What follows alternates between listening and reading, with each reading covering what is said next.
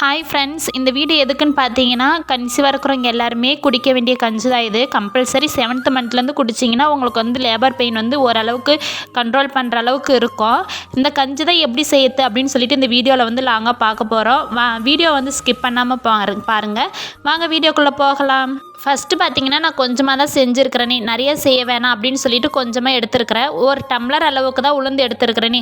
உளுந்து ஒரு டம்ளர் எடுத்தோன்னா அது கால்வாசி தான் நம்ம வந்து அரிசி எடுத்துக்கணும். பச்சை அரிசியாக இருந்தாலும் சரி, நம்ம சாப்பாடு செய்கிற அரிசியாக இருந்தாலும் சரி.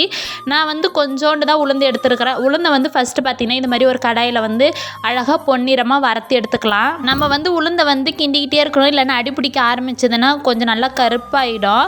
கருத்து போயிடுச்சுன்னா நல்லா இருக்காது. அதனால் வந்து நல்லா பொன்னிறமாக வதங்குற வரைக்கும் இது மாதிரி கிண்டிக்கிட்டே இருக்கணும். கிண்டி முடிச்சதுக்கப்புறம் பார்த்திங்கன்னா அது வந்து ஒரு பாத்திரத்துக்கு மாற்றிக்கலாம். அடுத்து வந்து நான் அதே அளவுக்கு தான் கொஞ்சோண்டு அரிசி எடுத்துக்கிறேன். அதே டம்ளரில் கொஞ்சமாக கால்வாசி வந்து அரிசி எடுத்துக்கிறேன். அதையுமே இது மாதிரி பொன்னிறமாக வறுத்து எடுத்துக்கோங்க. என்கிட்ட வந்து பச்சரிசி இல்லாதால நான் வந்து சாப்பாட்டுக்கு யூஸ் பண்ணுற அரிசி எடுத்துருந்துருக்கிறேன். அந்த 2 அரிசியும் உளுந்தும் நல்லா பொன்னிறமாக வறுத்ததுக்கப்புறம் இதை மாதிரி மிக்ஸ் பண்ணி எடுத்துக்கோங்க. மிக்ஸ் பண்ணதுக்கப்புறம் இதை வந்து நல்லா ஆற வச்சு எடுத்ததுக்கப்புறமேட்டுக்கு மிக்சியில் தான் போட்டு அரைச்சி எடுத்துக்கணும்.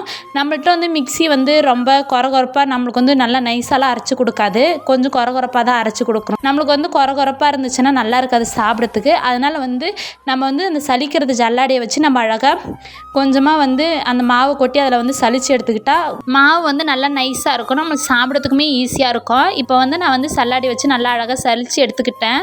கொஞ்சமாக மாவு வந்து பொன்னிறமாக இருந்த மாதிரி இருந்துச்சு, அழகாக இருந்தது.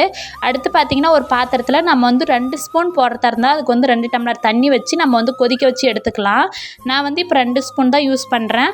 அதுக்காண்டி வந்து நான் 2 டம்ளர் தண்ணி வந்து ஊற்றிருக்கிறேன். அது வந்து நம்மளுக்கு வந்து எந்த அளவுக்கு மாவு வந்து அரைச்சிருக்குது அதை பொறுத்து தான் வந்து நம்மளுக்கு வந்து தண்ணி இழுக்கத்தான் இருந்தாலும் எதுக்காக இருந்தாலும் தேவைப்படும். மாவு வந்து எப்பவுமே நம்ம நைஸாக அரைச்சி எடுத்துக்கணும். அடுத்து பார்த்திங்கன்னா தண்ணியில் மாவு நல்லா தண்ணி வந்து கொதித்து வந்ததுக்கு அப்புறமேட்டுக்கு மாவை கொட்டி நம்ம வந்து கைவிடாத கிண்டிக்கிட்டே இருக்கணும். இல்லைன்னா பொங்கி வழியும், இல்லைன்னா ஒரு டைம் வந்து பார்த்திங்கன்னா அடி பிடிக்க ஆரம்பிச்சிடும். அதனால் வந்து பார்த்திங்கன்னா நல்லா அடி பிடிக்காத அளவுக்கு நம்ம கரண்டி வச்சு கிண்டிக்கிட்டே இருக்கணும். நல்லா மாவு வந்து ஃபஸ்ட்டு போடக்குள்ளே ஒயிட் கலரில் வரும். அது நல்லா கொதிச்சு வரக்குள்ளே இது மாதிரி கொஞ்சம் கலர் சேஞ்ச் ஆகி வரும். இந்த நேரத்தில் பார்த்திங்கன்னா நம்ம வந்து நாட்டு சக்கரை சேர்த்துக்கலாம். கன்சீவாக இருக்கிறவங்க வந்து கம்பல்சரி நாட்டு சக்கரை யூஸ் பண்ணுங்கள். அல்லாத நார்மலாக இருக்கிறவங்களுக்கு வந்து குடிக்கணும்னா நீங்கள் ஒயிட் சுகர் கூட யூஸ் பண்ணிக்கலாம், எந்த பிரச்சனையும் வராது. இப்போ வந்து நான் நாட்டு சக்கரை தான் இதுக்கு வந்து யூஸ் பண்ணியிருக்கேன். சூப்பராக இருந்துச்சு டேஸ்ட்டு. உண்மையிலுமே நான் ஃபைனலாக குடிச்சு பார்த்துட்டேன்.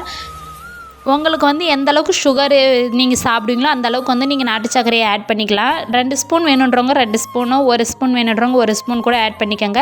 உங்களுக்கு டேஸ்ட் எந்த அளவுக்கு வேணும், கொஞ்சம் இனிப்பாக இருந்தால் சாப்பிட்லாம் அப்படின்னு சொன்னிங்கன்னா அந்த அளவுக்கு நீங்கள் வந்து சர்க்கரையோ இல்லை நாட்டு சர்க்கரையோ இது 2த்துல ஏதாவது ஒன்று ஆட் பண்ணிக்கோங்க.